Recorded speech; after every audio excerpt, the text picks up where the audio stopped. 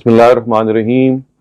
Assalamu alaikum, my dear friends, my dear young friends. It's always heartening to converse with you, and I hope you had a lovely week. And today we are back with another topic. And as you might know, that the purpose of this class and these sessions are to create an interest in the Quran for all of us. So, of course, we might have read the Quran in our own times, but as far as the topical study of the Quran is concerned, in which we are able to study the Quran vis-a-vis a particular topic, this is always very interesting, and it's very intriguing as well, because when you're reading through the book of God, it's not that all verses of a single topic are placed adjacent and you can find them in one place. No, they're all dispersed in the Quran. And this dispersion, the reason for this dispersion is that a particular topic would be discussed in a particular surah, and the verse which relates to that particular topic would be placed in that surah.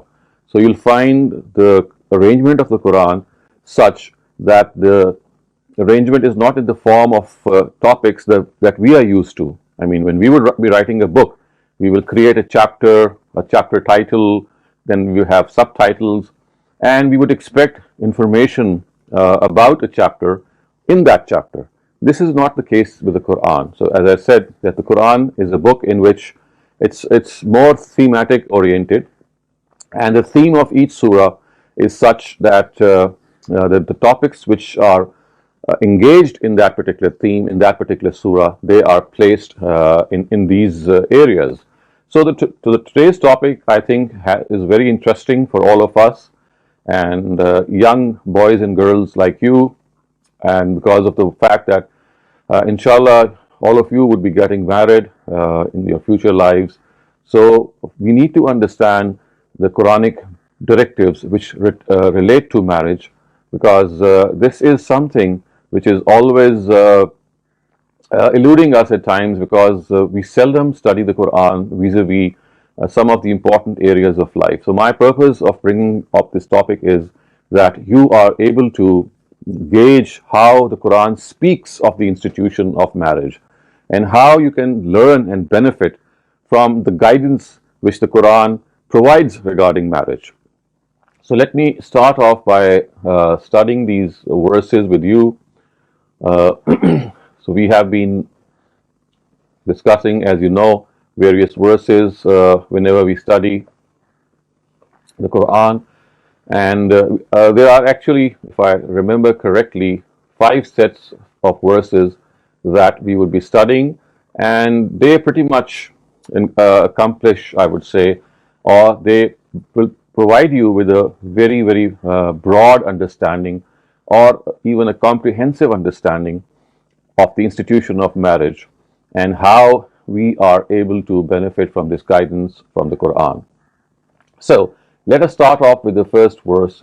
In fact, this first passage consists of 2 verses, and this passage has been taken from Surah Nur, which is the 24th surah, and it reads, وَأَنْكِحُوا الْأَيَامَ مِنْكُمْ وَالصَّالِحِينَ مِنْ عِبَادِكُمْ وَإِمَائِكُمْ إِنْ يَكُونُوا فُقَرَاءَ يُغْنِهُ اللَّهُ مِنْ فَضْلِهِ وَاللَّهُ وَاسِعٌ عَلِيمٌ وَلْيَسْتَعْفِفِ الَّذِينَ لَا يَجِدُونَ نِكَاحًا حَتَّى يُغْنِيَهُمُ اللَّهُ مِنْ فَضْلِهِ. And marry those among you who are single, and those who have the capability for marriage among your slaves, male or female. If they are poor, Allah will give them means out of His grace, for Allah is ample giving, and He knows all things. And let those who find not an opportunity for marriage keep themselves chaste, until Allah gives them means out of His grace. So you can start off by actually acknowledging the fact that this verse, or these verses of the Quran, actually lay the foundations of the institution of marriage and the importance it has vis-a-vis Muslim society. And it starts off by saying that as whenever it is feasible, whenever it is possible, whenever the lifestyles and the society that we are living in, they bring up that time, you should have your bachelors married, and whether they are boys or girls. And of course, There were slaves in the times of Prophet Muhammad and when the Quran was being revealed. That's another topic that we might be discussing some other time. That slaves were emancipated slowly and gradually, and when Islam was revealed or the Quran was revealed, there were scores and scores of slaves, both male and female, living in various households. They would be captured in battles and made slaves. And then there were slave markets as well, in which slave women and slave men would be sold like commodities. And for them, some directives were given by the Quran so that this inhuman institution of slavery is done away with. And over a period of time, over a period of about a couple of decades, they were actually tolerated because an immediate directive of emancipation would have proven lethal because of the fact that these slave men and women, they were not very contributing to the society. In particular, slave ladies or slave women had taken up to prostitution in the times of their own masters, and with their own permission, of course. Their masters would force them to prostitution. And the male slaves, of course, if they had been released immediately, they would have become a financial burden for the society. So the Quran adopted a gradual way of doing off with this institution of slavery, and therefore its mention in the Quran is precisely for this reason. If you study the Quran, you'll find slave women and slave men being mentioned in various surahs because of the fact that they existed. But remember, this is something which Islam had done away with centuries ago, and as in the time that they existed, so there had to be some directives that were given. So amongst those directives was this, that you have to marry off your slave women and men, because this again would be something which would be instrumental in increasing or in you can say making them part of the society that they are living in. But the main directive that we are going to study here from these verses actually is that the directive which tells us that the Almighty wants us that as soon as it is possible. As I said, this possibility varies from society to society. In the times of the Prophet's times, I would say, marriage was quite simple because living in a joint family system, when a boy would get married at a very early age, it was just as if the head of the family, who would be the father of the boy, would take care of the daughter-in-law, and it was not quite necessary that the son would become an earning hand, because he was already an earning hand, so to speak, in the agrarian society, in the agricultural society.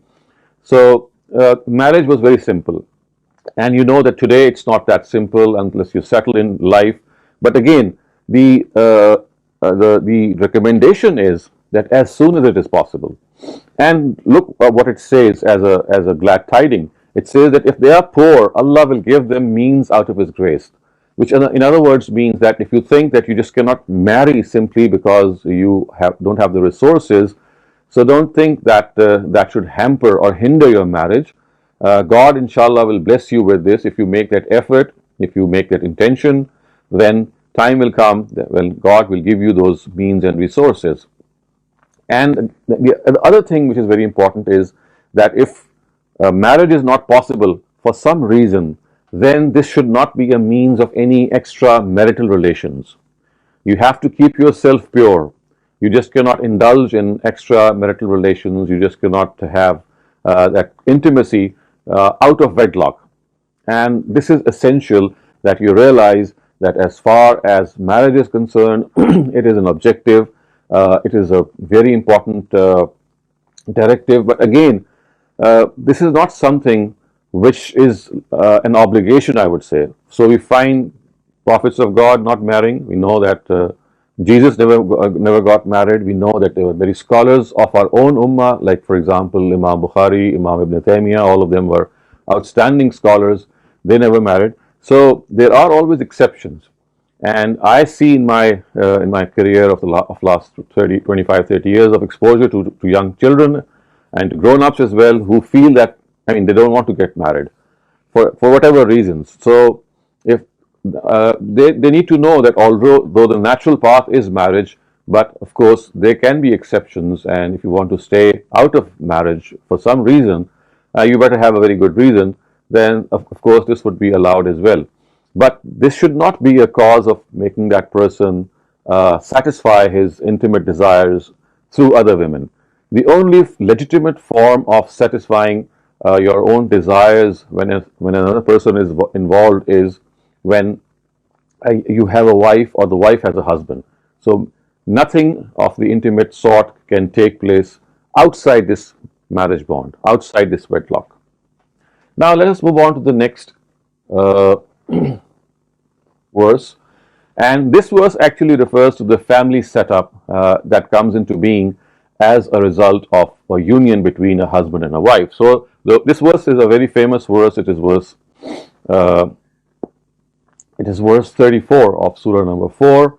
It says, الرجال قوامون على النساء بما فضل الله بعضهم على بعض وبما أنفقوا من أموالهم فالصالحات قانتات حافظات للغيب بما حفظ الله واللاتي تخافون نشوزهن فعظوهن واهجروهن في المضاجع واضربوهن فإن أطعنكم فلا تبغوا عليهن سبيلا إن الله كان عليا كبيرا. So one of the most controversial verses also as far as interpretation is concerned, because it deals with the topic of beating with the wife as well. This also is mentioned here. But let me first give you a perspective, and before I give you that perspective, let me just read out the translation. So it says, men are guardians of women. So a better or maybe a precise translation would be that men are the heads of the family, because God has given the one more preference over the other. The word preference, of course, here means physical and psychological ability of being a person, of being someone who can really be the head of the family. This is the first reason. And then the second reason is because they financially support them. So in other words, men have been granted this status of the head of the family for two reasons. One, that they are generally, I mean, there could be exceptions, but generally they are more suited for this job temperamentally, physically, emotionally. And the second reason which it gives is that they are required to support the family. So they are required to support the wife and the children. So it actually means that if a wife wants to earn, which generally women of today do, it's her own sweet will. But if she plans not to earn and she's a stay-at-home mom, then it is the responsibility of the husband to provide for her. And because of the fact that he has been given this duty, that he has been invested with the status of the head of the family. So as the head of the family, he is a person who has to care for the financial needs of the family. A wife can support herself, she can even support her husband, but then this is all optional, and she could spend all the money that she earns on her own self. She could get into an agreement with the husband, well, okay, we'll share the expenses. This is all her sweet will. But if she wishes not to earn at all, or if she wishes to save her earnings, or if she wishes to spend all her earnings on herself, then the Quran tells us that it's the responsibility of the husband in all cases to provide for her, because this is his basic duty. And then you see it goes on. It says, consequently, pious women are obedient to their husbands and keep their secrets, for Allah also keep their secrets. So here actually, wives, the word women, of course, here refers to wives, tells us that women are ones who basically are living in harmony with their husbands. When it says that they are obedient to their husbands, the word in Arabic is qanitat. It actually means that they accept him as the head of the family. And what does that mean? It actually means that whenever there is a deadlock, I mean, it's like discussing a lot of issues between the husband and the wife. There are a number of issues which can be at hand, and if there is a deadlock after a lot of discussion, then someone has to take a decision. Someone's decision has to be accepted. And the Quran tells us that finally, if there is a deadlock, if the situation is not resolved, then the opinion of the husband shall prevail. However, this does not mean that the husband should just start off by giving his opinion categorically and deciding once and for all. It actually is a companionship. Marriage is not a dictatorship. It's basically a companionship in which a husband and wife, they discuss issues on merit, on arguments, on reasoning, and we would expect either of the two accepting the better reasoning, whether it's offered by the husband or by the wife, and adopting that. But at times it does happen that there is an equal sort of a equal extent of reasoning, I would say, or equal level of reasoning, and it is in such cases that there is a deadlock. I mean, you can go both ways, and both seem to be correct. So, of course, we cannot accept two things at the same time. So, there has to be some decision, or there has to be some way forward. The Quran tells us that the way forward is that in the case of of any deadlock, the opinion of the husband will prevail. And it is in respect to this that the Quran tells us that wives have to be harmonious, they have to be obedient in such cases, that when the husband implements a certain decision, in spite of arguing out and reasoning and discussing and things like if the things that they don't get into control, or they are not sort of being decided in a way that you think that a particular reasoning is better than the other reasoning, and as I said, both of them are equal, then our wife has to accept the opinion of the husband. Okay, now comes the difficult part. So the Quran tells us that this is the family which is envisaged by the Almighty, and that is the husband is the head of the family. Now the other part says, or the second part says, and as for those from whom you fear rebellion, admonish them first, and next refuse to share their beds, and even if they do not listen, even if then they do not listen, you can punish them, referring to the wives. Then if they obey you, take no further action against them. Indeed, Allah is exalted and mighty. Now, what does that mean? So, let me just explain this a little more, because this is an area in which I must confess that I myself struggled for a very long period of time to understand it. And after many years of reflecting and discussing with my teachers and my colleagues, I think I mean, to the best of my ability now, I think I can say that I have understood this verse. Otherwise, it always was something which would bother me, because it tells us that you can even punish your wives, you can even hit them, and of course, it does look out of civility. It looks out of any norms of decency to hit your wife. But let me make you understand, or try to make you understand, how this mechanism actually works, and how badly understood or wrongly understood this verse is. First up, you have to understand that the verse actually talks about situations in which a wife refuses to accept the husband as the head of the family. I mean, he stands up and says, well, my authority will prevail. If there is a deadlock, then my opinion will prevail. So this is like standing in rebellion, which the Quran calls rebellion, and this is what we call in Arabic as nushuz. So nushuz is a very important word. Nushuz means that the wife says that now I'm not going to accept the status of the head of the family of the husband, and it's myself, or I am now going to implement my decisions, or I can defy my husband's final decision if there is a deadlock. If this is something which a husband sees is going to arise in the family, so an ultimate, I can say, an ultimate outcome would have been that this could end up in divorce, because you see, when a wife stands up against the authority of the husband, then matters of course become very bad, and you can see that the institution of marriage would soon fall apart. But it is here that the Almighty says that a last ditch effort has to be made, and that too in the society that you're living in. If you think that these measures are measures that can stop that divorce from taking place, and it can stop the women or the wife from defying the authority of the husband. Remember, this is something which is specific to areas, specific to societies in which this could be an effective measure to stop divorce.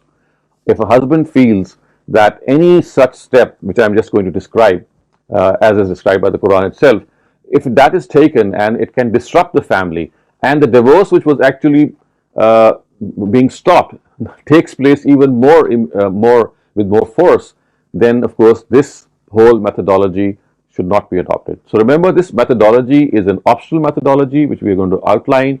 It's a methodology which is meant to safeguard the institution of marriage, because remember, when this verse was being revealed, we were living in a tribal system, and in a tribal system There are certain customs which are acceptable. And even today, in this 21st century, you'll find a lot of tribalism in many societies still going on. So, for such societies in which tribalism still exists, this of course could be a way out. But for example, in many urban societies, this could not be a very plausible way. So, you have to choose and wisely choose whenever you have to adopt this procedure. So, what is the first step? It says that if you fear that your wife will become rebellious, if she would take charge of the family, or she is going to take charge of the family, and this would disrupt the family system.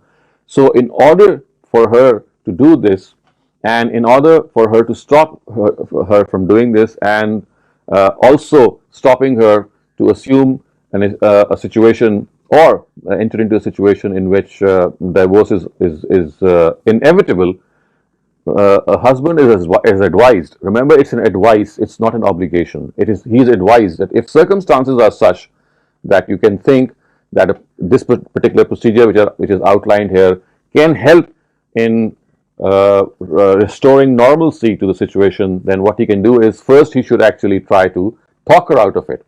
He should try to advise her, tell her, suggest her that, well, you're doing something which is going to disrupt the system of the family. And if this goes on for some period of time, he tries to make her understand. And if she still doesn't understand, the verse says, next you refuse to share their beds, which means that you stop intimate relations with your wives. Of course, this is something which is meant to make them realize that something is not right. And then the verse says that even after some time passes on this second step, and you feel that they still don't realize, then the Quran says, وَضْرِبُوهُنَّ, which means that you can punish them, you can hit them to make them realize that this is not the right way. So, as I said, this procedure is something which is basically adopted to avoid divorce, to avoid a situation in which a situation which could ultimately lead to a breakup of the family. So, it's a last ditch effort. But remember, this last ditch effort is an optional effort. It has to be taken in societies in which you can clearly see that such a measure would stop the wife from rebelling or taking charge of the family.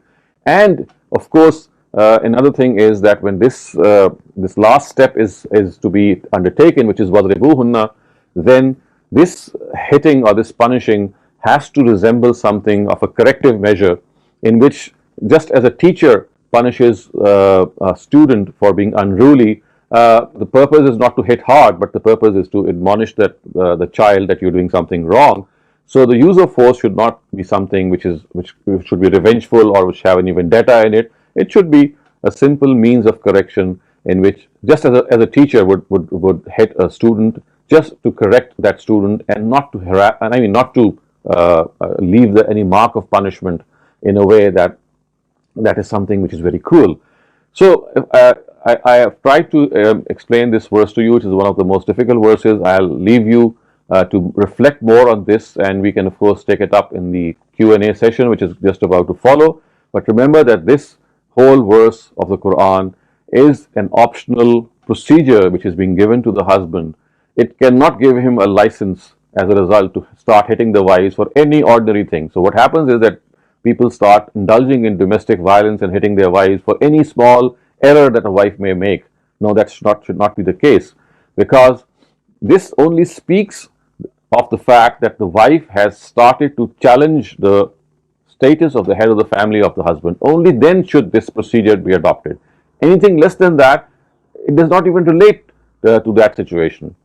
For example, if a wife has, she have done something wrong out of any mistake or any ignorance, or she has gone out to a place that a husband might not like, or anything of the sort. All these things, they don't warrant any such procedure being adopted. This procedure has only to be adopted when the wife starts to challenge the status of the head of the family of the husband, and then too, it has to be understood that these steps are optional.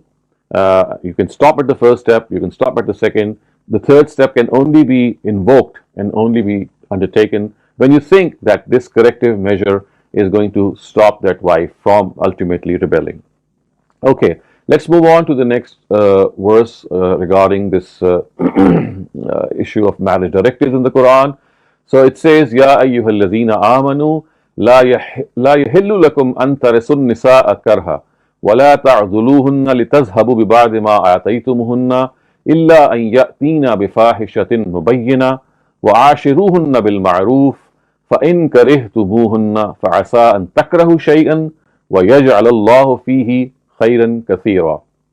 It says, believers, you are forbidden to forcibly inherit women, nor by treating them with harshness should you take away part of what you have given them, except where they have been guilty of open lewdness, and live with them befittingly. Because if you dislike them, it may be that you dislike a thing, and Allah brings about through it a great deal of good. So this again is a verse which has a fair amount of background vis-a-vis the Arab society. We know that women in those societies, especially women who were second wives, or they were, I mean, they were the sons would inherit the wives of their fathers in this way, because they were not their own mothers; they would be the mothers, or they would be the wives of their father. So this happened in the Arab society, that women were passed on.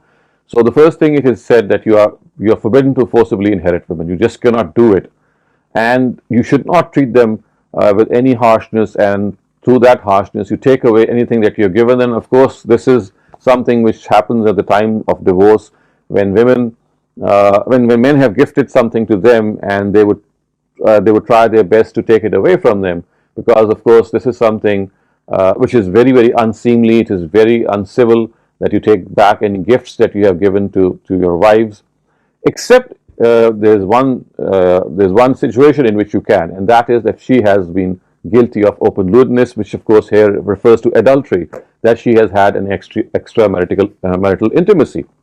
So that could be an exception. Otherwise, you just cannot take back anything that you have gifted your wife at the time of divorce. And then the very important thing which is mentioned here is وَعَاشِرُوهُنَّ بِالْمَعْرُوفِ, that you have to live with your wives in a very befitting way. This small word, I would say, encompasses a whole world of meaning. It tells us that you have to make your marriage work. You have to understand that people come from different backgrounds. People have different habits. People have different ways of expressing themselves. When before marriage you are in contact with them, you'll find you'll find the exposure with them would be that the best of them would come out to you. But once you get married, you will be exposed to their habits 24/7. A new person would be discovered, a new wife, and a new woman would be there who was before maybe an acquaintance before marriage, and now she's become your wife. And because of the fact that you have now come into contact with her in her total personality, that you would discover a lot of new things about her. And similar is the case with husbands. They will discover, women will discover a lot of new things about their husbands whom they before knew before marriage as acquaintances. So the Quran tells us that you have to live in a befitting way with each other. You give them that space in which they can have their own personal expression, in which they can freely express themselves. You must not impose yourselves on your spouses either way. Spouses should have their own personal space in which the other spouse should understand, whether it's a cultural thing or it's a religious thing or it's a social view, anything. So each spouse has the right to express that and to uphold an opinion. And then what the Quran says is, فَإِن كَرِهْتُمُوهُنَّ عَسَىٰ أَن تَكْرَهُوا شَيْئًا وَيَجْعَلَ اللَّهُ فِيهِ خَيْرًا كَثِيرًا. That because if you dislike them, it may be that you dislike a thing and Allah brings about through it a great deal of good. So at times what happens is that the spouses, they don't feel comfortable with each other, and they feel, well, it's better to break up. But the Quran here tells us that if you dislike your wives, and of course this goes the other way around as well, if wives dislike their husband, then they should not go immediately for a breakup in the family. They should try their best to accommodate each other. They should try their best to live with each other, because what happens is that at times things appear very difficult first up. They appear very difficult on the face of them. But when you go through your life pattern, when you spend some more time, what happens is that you feel that adjustment. you feel that accommodation. And it is here that the Almighty says that if you are able to pass that hiccup period, that probation period, and still show that patience, it may well be that that adjustment, which is the key to marriage, takes place. Remember, the key to a good and a successful marriage is adjusting to the traits and the habits and the temperament of one another, because no two temperaments match. And you have to adjust, you have to accommodate, you have to understand, and you have to think that there are people who have different personalities, and you just cannot stop the growth of another personality that is living with you simply by forcing that personality to accept what you think is the right thing. So again, this is a very important Quranic verse, especially remember the times in which it was revealed, and when you found that basically it was something in which women would be thoroughly oppressed. Okay, now the fourth verse. It says, this is of course a very famous verse which relates to multiple marriages. So it says, وَإِنْ خِفْتُمْ أَلَّا تُقْسِطُوا فِي الْيَتَامَى فَانْكِحُوا مَا طَابَ لَكُم مِّنَ النِّسَاءِ مَثْنَى وَثُلَاثَ وَرُبَاعَ فَإِنْ خِفْتُمْ أَلَّا تَعْدِلُوا فَوَاحِدَةً أَوْ مَا مَلَكَتْ أَيْمَانُكُمْ ذَلِكَ أَدْنَى أَلَّا تَعُولُوا وَآتُوا النِّسَاءَ صَدُقَاتِهِنَّ نِحْلَةً فَإِنْ طِبْنَ لَكُمْ عَنْ شَيْءٍ مِّنْهُ نَفْسًا فَكُلُوهُ هَنِيئًا مَرِيئًا. And if you fear that you shall not be able to deal justly with the orphans, marry their mothers who are lawful to you, 2, 2, 3, 3, 4, 4. But if you fear that you shall not be able to deal justly with them, then only one, or those which your right hands possess. That will be more suitable to prevent you from doing injustice. And give these women their dowers, and also the way dowers are given. But if they of their own of their own pleasure remit any part of it to you, take it and consume it gladly. Okay, the issue of multiple marriages is basically what is discussed here, and this is also a sore issue, and it has arisen because of perhaps not understanding the stress of the Quranic verse, or the Quranic verses which we are just reading, and that is, it says that, you see, what happens is, or what happened in the times of the Prophet is that people would have multiple wives. They would have 6, 7, 8 wives, and this was a custom which Islam inherited. I mean, it was already there when the Quran was being revealed, just as the institution of slavery was already there when the Quran was being revealed. In this case, what the Quran has done is, it says that women, women for various causes, for example, to help them out at times. At times they are past their marriageable age, and you would find that it's good to adjust them if the first wife also is comfortable. So there are a number of reasons for which you can marry. Here the Quran tells us that one of the reasons that you could marry, because this is something which took place in the times of the Prophet, that there were a number of wars which were fought, and a lot of children, they became orphans, and a lot of women became widows. So the Quran tells us that, well, besides marrying them for other reasons, if you are able to accommodate widows so that you can take care of the orphans, then this also is a very good thing that you can do. And if you are able to do it, you can marry up to 4 wives. But remember, even for this beautiful cause, even for this benevolent cause, if you are not able to deal justly with your wives, you can just not go beyond 1. And of course, the other thing which is mentioned here is that you have, when you marry someone, you have to give dowry. You have to pay a certain amount of token money to your wife. And before I explain the first part regarding the multiple marriages that we've just discussed, let me just first explain the second part, which says that you have to give dowries to your wife. What does that mean? So remember, we just studied earlier on in verse number 2 that husbands are regarded as the head of the family. Remember that? So what happens is, this one of the reasons, as you might recall, for this was that they are liable to earn for the family. It's essential for them to earn for the family. So a small token of that liability, of that responsibility, is that at the time of marriage, a husband is required to pay a sum of money to the wife, which is called meher or dower. And what does that mean? It actually means that the husband is expressing his firm resolve, his firm commitment that from now on, you are my financial responsibility. I'm going to earn for you. So the dower is basically a token of that responsibility which he will take once they get married. So this is what the Quran has told us, and it says that if women are to be paid those dowers, and if at times they think that the quantity or the amount of dower is huge, So if they want to remit any part of it, then it has to be the prerogative of the wife. And a husband is liable to pay the dower according to the status of the wife and according to his own means. But if at times later on the wife feels that it was too much, then she, out of her own sweet will, without being forced, she can even remit, or she can say that I'm going to just want to take a part of it. But if she wishes to take the whole of it, then it is in the fitness of things that right at the time of marriage, the dower money must be paid in full, because this is the expression of the husband to the wife that from now on, it's my responsibility to financially earn for you. Now, as far as the first part is concerned, which relates to multiple marriages, so remember here what is being said is that it's not the first time that the Quran has introduced multiple marriages. Multiple marriages were already taking place in the Arab society. People were marrying a number of wives for various reasons. So this verse neither encourages multiple marriages nor gives it as a directive.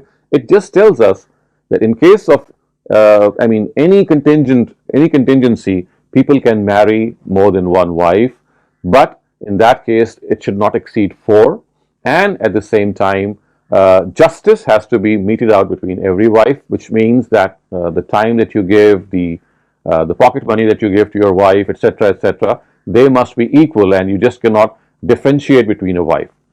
And then the important thing here to realize is that this custom of multiple marriage still exists in many societies of today, but I would say that in order to make it more productive, we should pass a legal ruling in which a second marriage is made compulsory only in the, it should only be allowed in case the first wife allows it, so that a second marriage or a third marriage does not disrupt the system of the family.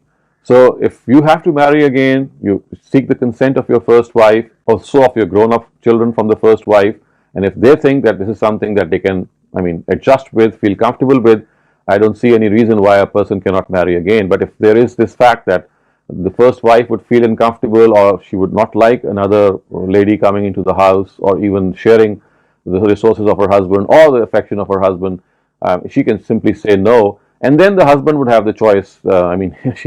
He can either leave the first wife and marry again, which of course is not a good proposition in most cases, or he should adjust to the situation. So if this complete package is understood, that marrying more than once is not something which the Quran encourages, because you see what happens is when you live in a society in which there are other people of other religions, they associate multiple marriages with Muslims as if it is a custom that has been encouraged, as if it is a directive that has to be followed at all costs. So this is something which is a wrong perception. It's only an option. Just as, you remember in the previous case that we discussed, just as going through that procedure of stopping the wife from becoming rebellious, there was a certain option given. It was not an obligation. Similarly, marrying more than once is an option. It is contingent on justice. It is contingent, of course, on the fact that it should not exceed 4. And of course, if we can add this further legislation to it, that it should be made conditional on the consent of the first wife, then I can clearly see that this permission of more than one marriage can really be helpful for many women. If you study your society, because there are women who don't get a good spouse, and at times, if a person is able to accommodate that lady with the first wife and with the first wife's permission as well, you'll find a lot of women who are not being able to adjust themselves or find themselves a spouse being injustice in this particular way. Anyway, we can discuss more about it as we have that Q&A session coming up. And the last of these verses that we are now going to discuss now relates to issues of intimacy. And these issues of intimacy also, they are taboo issues. Very few people, discuss them, but I'd like to discuss them with you because the Quran also has made it explicitly clear. So as far as sexual intimacy is concerned between a husband and wife, I'm just going to read the verse presently, but just let me enumerate what the verse says first. The three things as far as sexual intimacy are concerned are something which have to be looked into, and they are prohibited as far as the Quran is concerned. So the first thing that is prohibited regarding sexual intimacy is that you cannot be sexually intimate with your wives when they are passing through their menstrual cycles. So remember, this is as far as the final act of intercourse is concerned. Even when they are passing through their menstrual cycles, other forms of sexual intimacy are perfectly allowed, and we have been narrated. It has been narrated to us that the Prophet Muhammad ﷺ himself, when he would be intimate with his wives and they would be passing through their periods, then except for the intercourse part, he would do everything, every other allowed thing. And so therefore, the first thing that you need to understand is that when your wife is passing through her cycle, then intercourse is something that has to be prohibited. So that's the first prohibition. The second prohibition, again, which is mentioned in this verse, is that any form of oral sex is something which the Quran does not allow. And it tells us that you have to have intercourse with your wives through the proper way, which is, of course, the vaginal intercourse. And the third thing which this verse says is anal intercourse is also forbidden, and this is something which cannot be acceptable, and the only form of intercourse with your wives has to be from the proper way. So now, with this in background, let me read out this verse before you so that you're able to comprehend what I have just said. It says, وَيَسْأَلُونَكَ عَنِ الْمَهِيزِ قُلْ هُوَ أَذًى فَاعْتَزِلُوا النِّسَاءَ فِي الْمَهِيزِ وَلَا تَقْرَبُوهُنَّ حَتَّى يَطْهُرْنَ فَإِذَا تَطَهَّرْنَ فَأْتُوهُنَّ مِنْ حَيْثُ أَمَرَكُمُ اللَّهُ إِنَّ اللَّهَ يُحِبُّ التَّوَّابِينَ وَيُحِبُّ الْمُتَطَهِّرِينَ نِسَاؤُكُمْ حَرْثٌ لَكُمْ فَأْتُوا حَرْثَكُمْ أَنَّ شِئْتُمْ وَقَدِّمُوا لِأَنفُسِكُمْ وَاتَّقُوا اللَّهَ وَاعْلَمُوا أَنَّكُمْ مُلَاقُوهُ وَبَشِّرِ الْمُؤْمِنِينَ. And they ask you concerning women's courses, of course, referring to the fact they ask you concerning women's menstrual cycles. Tell them they are an impurity, of course, referring to the blood which passes at that time. That's an impure state. So keep away from women in their menstrual cycles or in their courses, and do not approach them until they have cleansed themselves from blood. I mean, when the blood has finished, only then you can approach your wives for sexual intimacy. But when they have purified themselves after taking a bath, of course, this is a norm of cleansing oneself when the lady or the woman has passed through the periods. Then the norm is that she has to take a bath, which is called a ceremonial bath. And then the Quran says, approach them in the manner God has directed you in your instincts.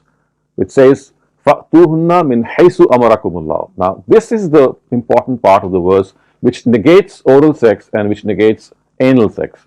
It tells us that you have to come to your wives through the front, through of course the vaginal way, because this is what has been ingrained in your instincts.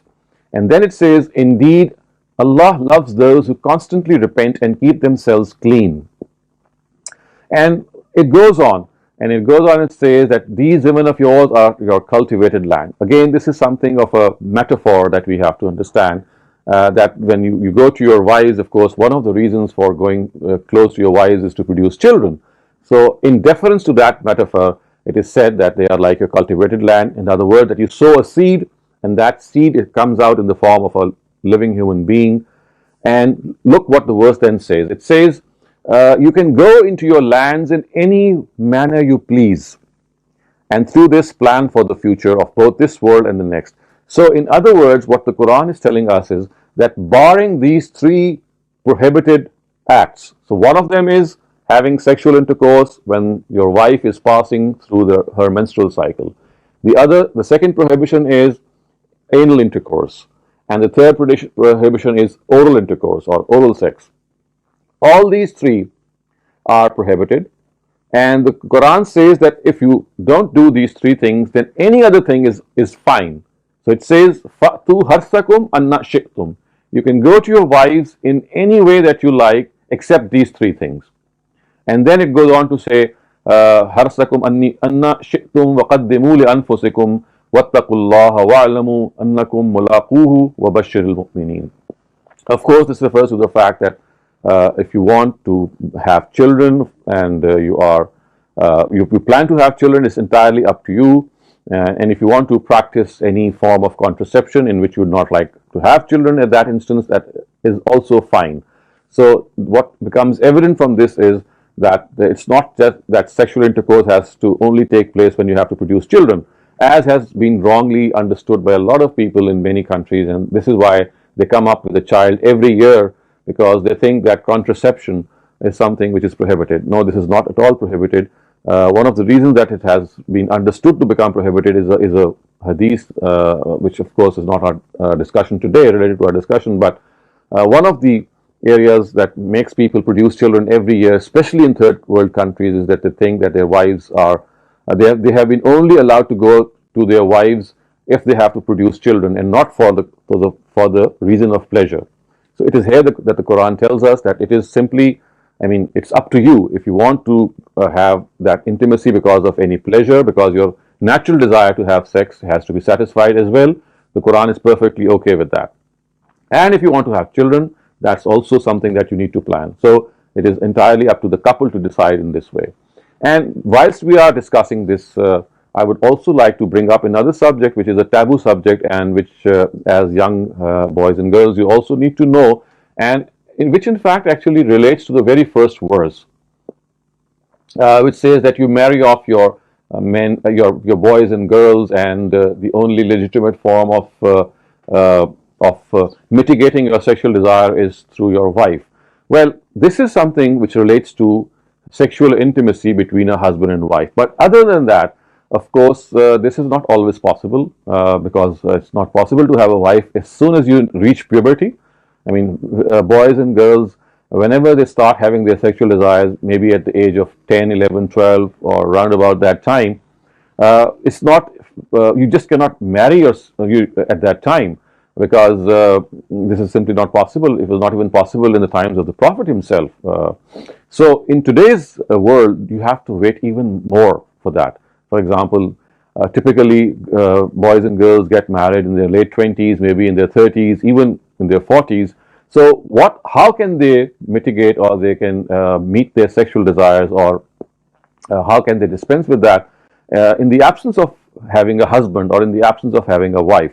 So in this case, of course, as far as your life is concerned, our purpose in life and our stress in life is that we have to have those higher goals in life. We have to have an objective in life, but at the same time, just as we have thirst, and for that we have water, we have hunger, for that we have food.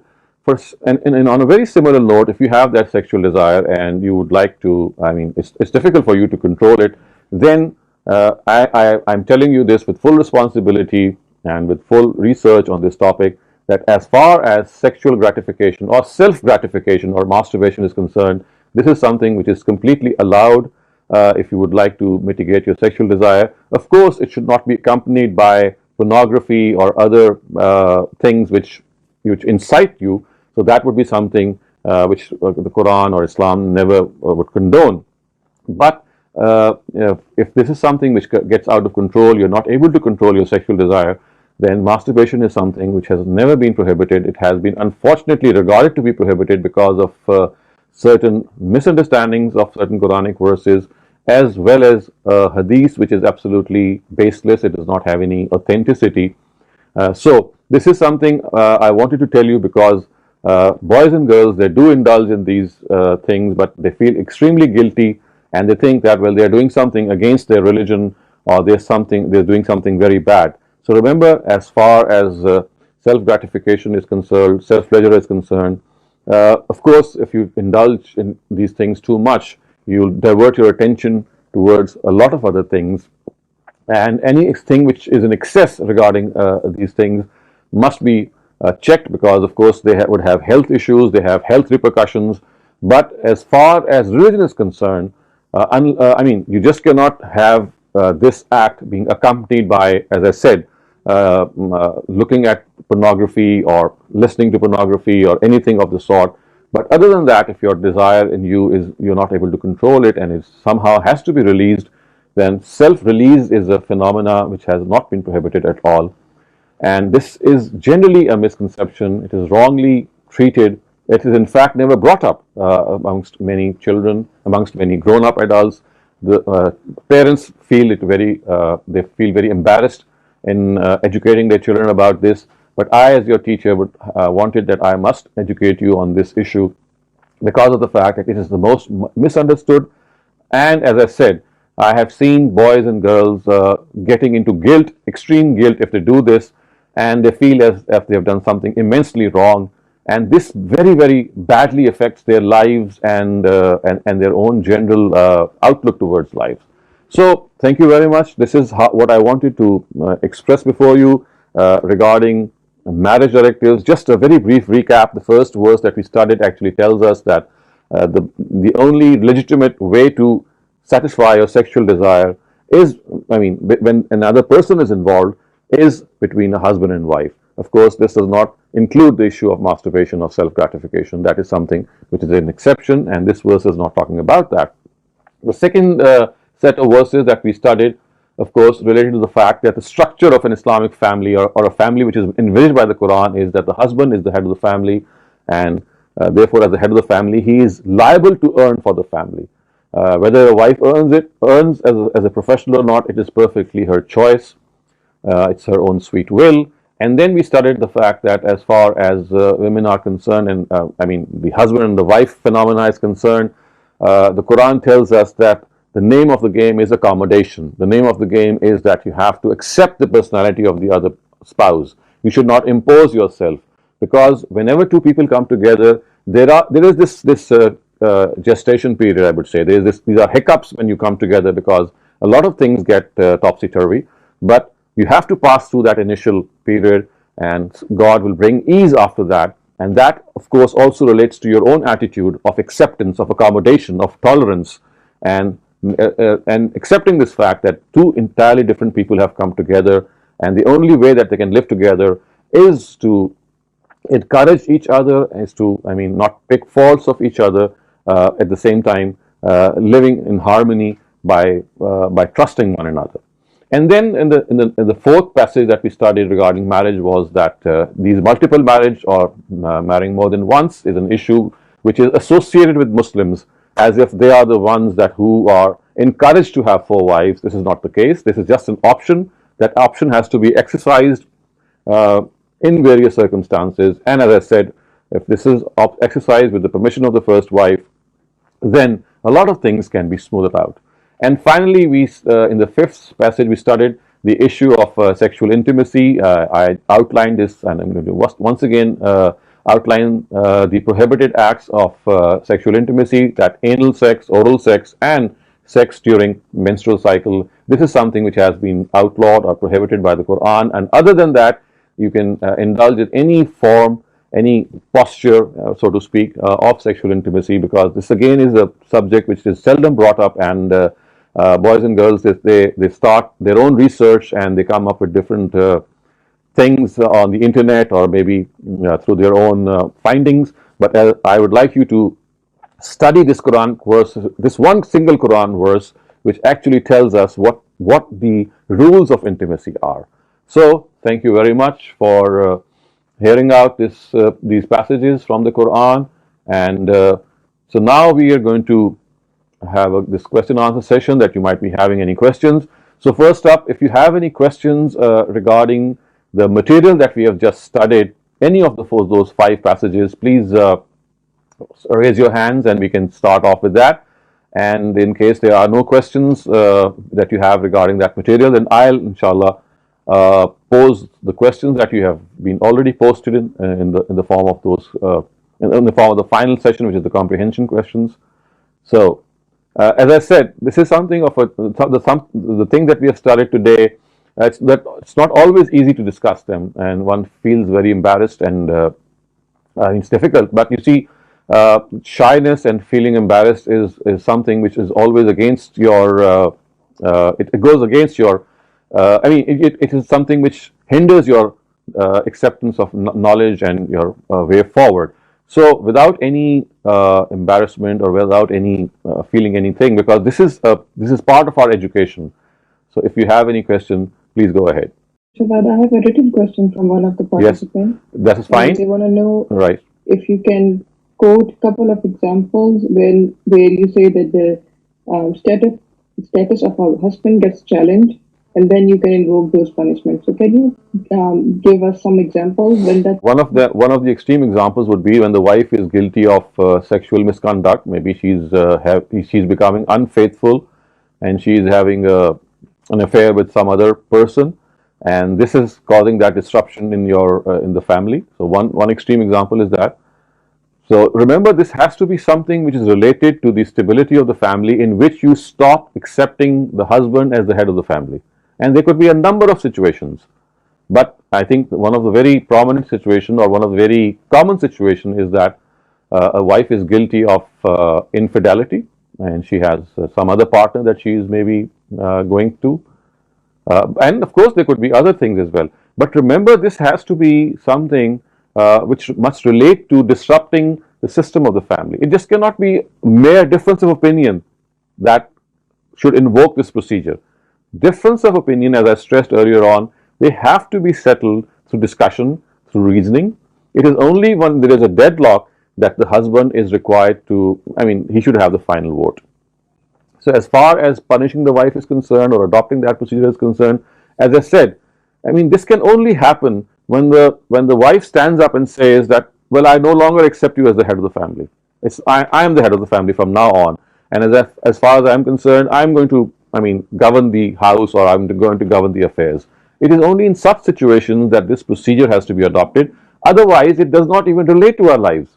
It's just a stock. It's an arrangement, and I think if you understand it correctly, it would hardly arise in the lives of most normal people.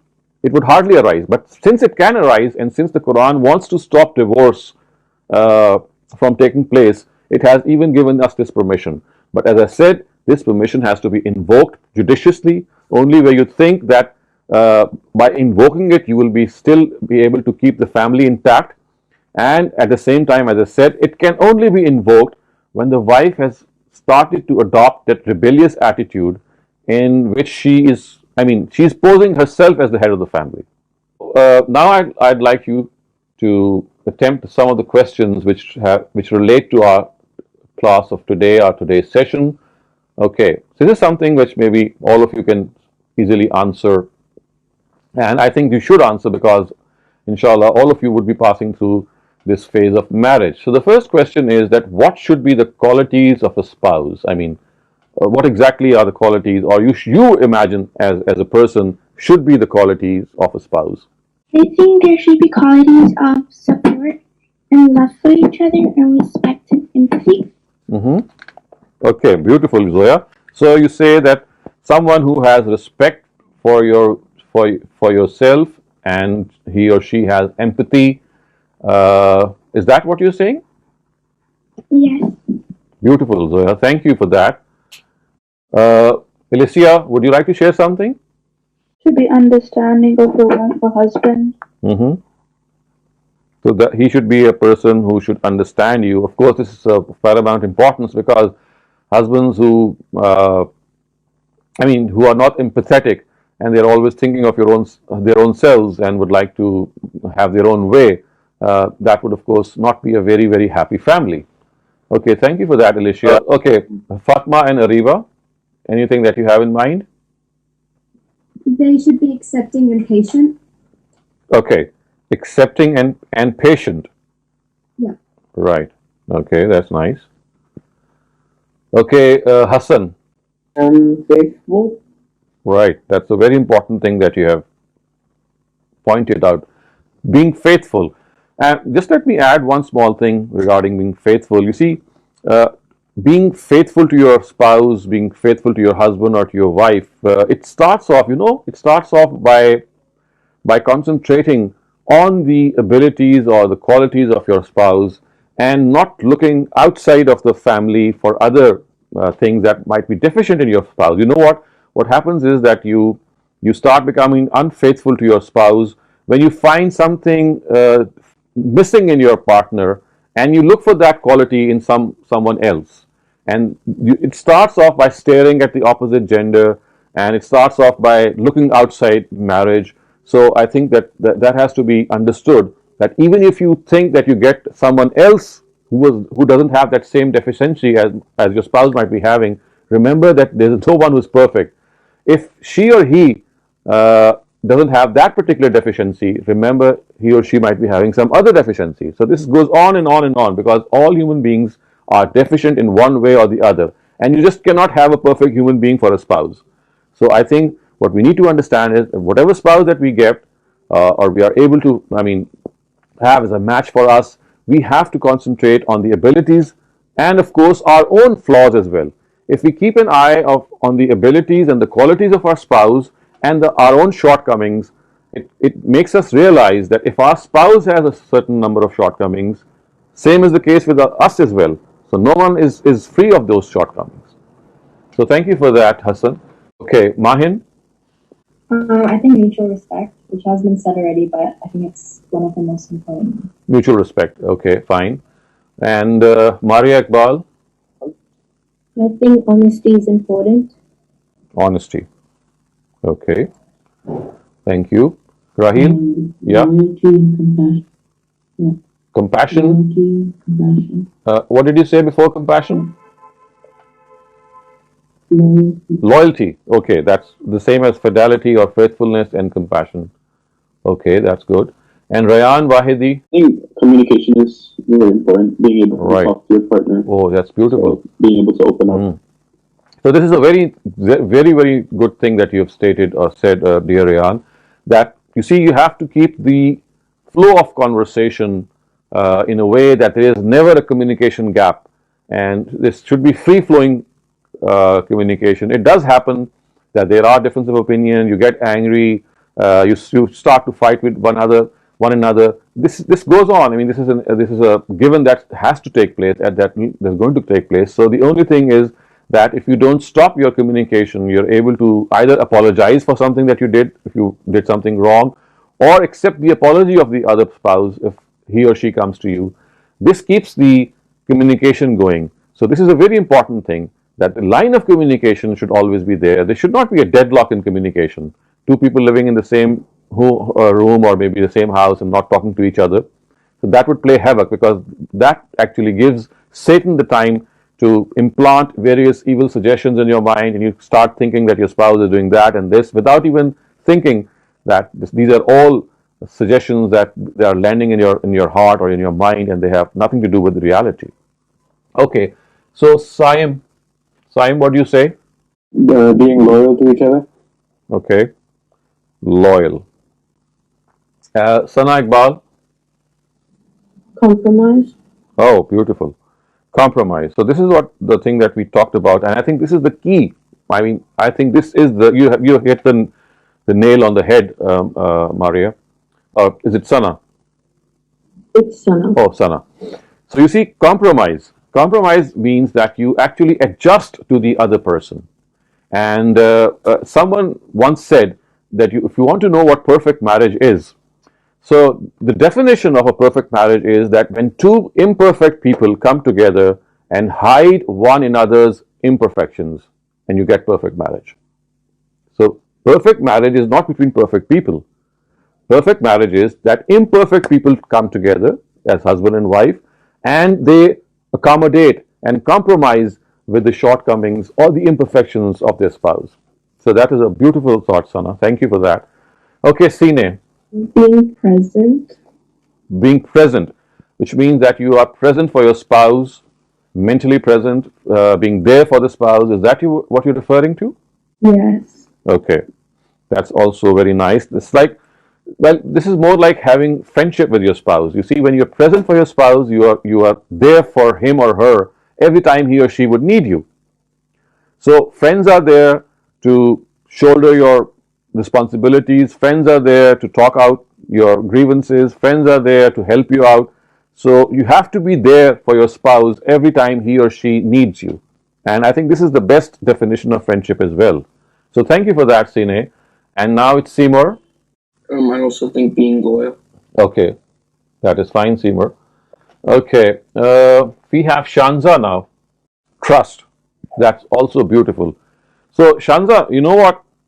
When you conduct the marriage between two people, the Imam which conducts it, one of the verses which the Imam often invokes when he is giving the sermon of the sermon marriage is that it says that Ya ayyuhallazina amanu taqullaha wa qulu qawlan sadida. It says that at this juncture, if a husband and a wife are to come together and live as a successful couple, then the key to that is, one of the keys is to speak the truth. Whatever come what may, you just have the trust of the other person if you know that he or she is speaking the truth. So the trust that you just are talking about actually relates to the fact that when the spouse is sure that you're speaking the truth, and so there's no question of any spying around or checking your cell phones or seeing who are the messaging, who he or she is messaging, or who is the text about. You're trusting your spouse, and that trust, remember, can only develop if you have this faith that your spouse is speaking the truth. Because come what may, you know that there's not going to be any falsity about it, and that makes that trust building very, very possible, I would say. So to have trust, you have to speak the truth. Thank you for that. Okay, now we have Sophia. When it comes to a spouse, I would want them to have a level of emotional maturity. Mm-hmm. So to like have a good understanding of who they are, Mm-hmm. and to be able to keep calm and go through Wow. all the changes that they go through or that we go through as partners. Mm-hmm. And also take responsibility, own up to their mistakes, and just develop a level of trust between both. Wow, Sophia, that's exceptionally good. It seems that you have read about these things a lot, or maybe other sources of information, but the things that you've outlined are fantastic. And taking up responsibility of your mistakes, trusting one another, giving the person the space, acknowledging the other person's individual character or maybe personal habits, being empathetic, being sympathetic. So, of course, this is a beautiful package, and thank you very much for that. Okay, Zara. I think being truthful and accepting of one another. Okay, being truthful and accommodating and accepting one another. Okay, thank you for that, Zara. And next up is Zirak. Having the same values, sharing the same values or tastes, or being socially appropriate. Okay, sharing the same values. Well, that is at times slightly difficult because, I mean, spouses, when they come together, only then they realize. But I guess what you are referring to is the fact that you respect one another's values. Okay, I think Zoya, you also spoke earlier on. So thank you very much. We had a very nice discussion on this first question. Moving on quickly to the next question, and that is, no, how can marriage be successful? I think what I can gather from our discussion that we have had for the first question, it pretty much covers the second question as well, because the qualities or I would say the traits of your spouse that you had outlined, if they exist, we can also say that marriage is bound to be successful. And if you are respectful for one another, if you are empathetic, if you trust one another, if you speak the truth, if you are true friends of one another, if you are accommodating of one another, all these things make marriage a success. But just let me add one thing that might also be helpful, and that is regular feedback. You see, one of the things that makes marriage very, very, I would say, comfortable and really something which is very blissful for the spouses is that they should plan ways and means and various methodologies in which they get to know how my spouse is thinking about me and what are the things that he or she might be pushed or might not like about me and which I can actually improve, and vice versa as well. So I think these regular feedback sessions, or maybe conflict resolution strategies in which you are able to communicate to your spouse some of the things that he or she might need to improve, and similarly the other way around as well. So again, this is something which relates to one of the things that was pointed out by one of you, and that is free flowing communication. So if you have a good communication with one another, a good rapport with one another, it would be that you are able to, I mean, at times you don't even need to express the grievances that you have with your spouse. You just need to imagine how your spouse would be thinking, about you, because you know yourself how you have behaved with him or her, and you would pretty much know the opinion he or she would be having about you. So maybe even in many cases, a verbal or even a written feedback is not required. Your imagination will tell you how or the way your spouse feels about you, and a regular recourse to that imagination in which you judge yourself is something which will improve you as a spouse, improve you as a husband or as a wife. Okay, let's move on to the third question, and that third question, if I remember correctly, is what exactly is the correct age for marriage? Oh, okay, sorry. I think 25. 25. Okay. How did you come up with that age? I don't know, I think because you finish your education, Okay. you sort of establish some sort of career, Mm-hmm. and then, yeah, I Okay. think that's a good. Okay. Any other suggestions? Rayan, what do you say? I also think 25 is around the right age, like 25 to 30. That's like a good age when you should think about getting married for the same reasons. But I also feel like you should be comfortable with who you want to be married. You shouldn't force it in any way. Okay. So what about, Have to. okay, so you see, both you and Mahin, the reason that you have given is that you should be professionally in a position to be independent, and your careers have actually started and you're now entering professional life. But what about if a person enters professional life very early? Maybe there are instances, if you are born in a business oriented family, for people who have big businesses, what they do is that they start grooming their sons or their daughters at an early age, like maybe 17 or 18, and they don't have much of a big process of education. Even a undergrad degree is at times sufficient for them, and they could be 17 or 18 and they just marry them off. So is that also a possibility?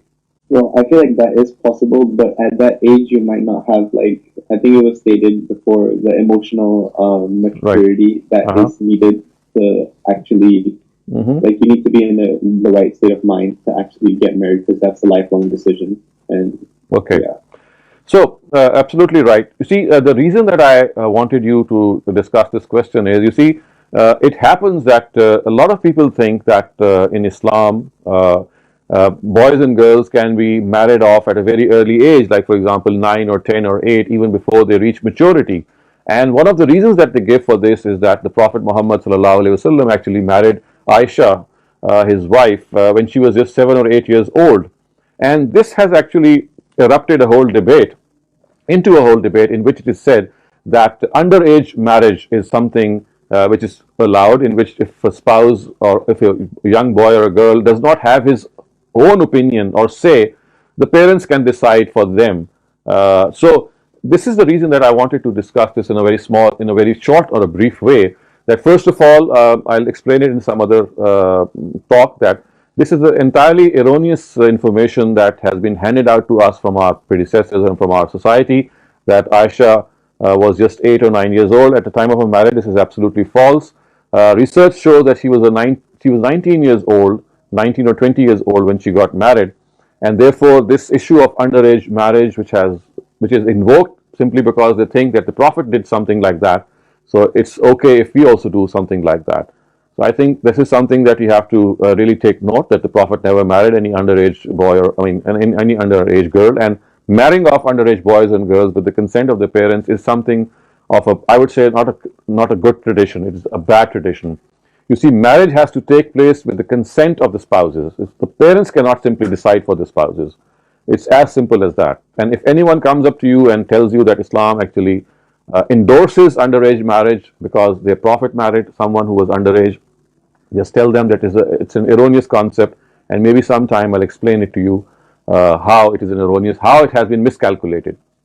Okay, let's come to the final question of today's session, and that is, okay, what is the biggest taboo question regarding marriage? I mean, question that you would be afraid to ask, or you would be ashamed to ask, or you would be embarrassed to ask. Do you think that there is any question that you'd like to put forth? You can ask a written question as well.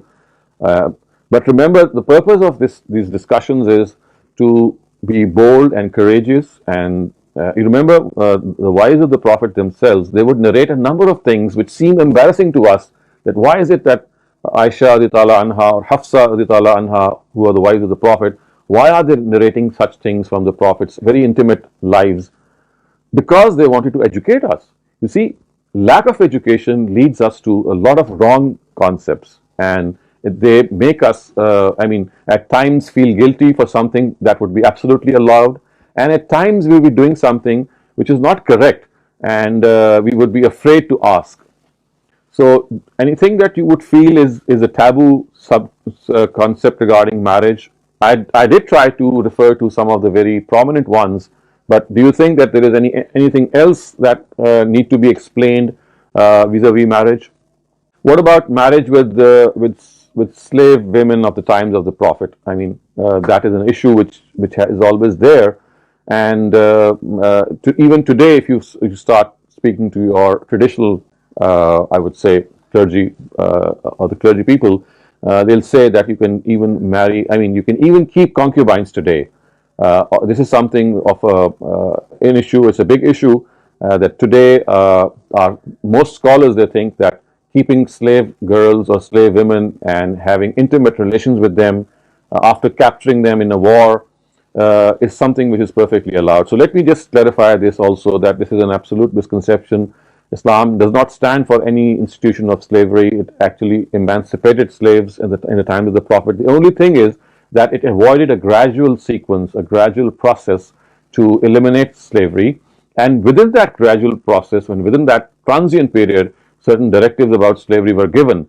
And these directives, which were given for that transient period, actually they became the source of this misconception that perhaps Islam is upholding slavery. No, it is not.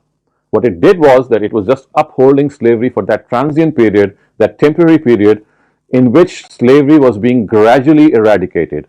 And unfortunately, by not understanding this context, what happened was that people still think, I mean, most religious people still think. I can give you an example that one of my teachers, when I was studying in university back in the 80s, a long time ago, one of our teachers said that, well, if he's given the chance, he would capture the Prime Minister of India, who happened to be a woman in that time. She was called Indira Gandhi. You might have heard of her. So he said that he would like to capture Indira Gandhi and make her slave, make her own slave. And we were totally aghast. We were dumbfounded to hear this from such a person. But this is how even people who are modern educated. He was a PhD in physics. He was educated from a foreign university, and even a person like him thought that you can keep concubines, you can keep slave women, and have intimacy with them. So this is another thing which I wanted to point out, that remember, this is a stigma on the face of Islam. Islam does not at all condone it. It has been very wrongly attributed to it. Okay, so thank you very much, my dear friends. I hope it was the thing that I wanted to discuss today have been conveyed. In case there is any thing that you would like to ask on a personal level, remember, I am always there for you. Do reflect on what we have studied today. If you want to study more, of course, you can study these Quranic verses and various exegesis of the Quran and continue reflecting on them. Inshallah, we'll be back next Sunday with a different topic, with a new topic. And until then, it is Khuda Hafiz from your teacher.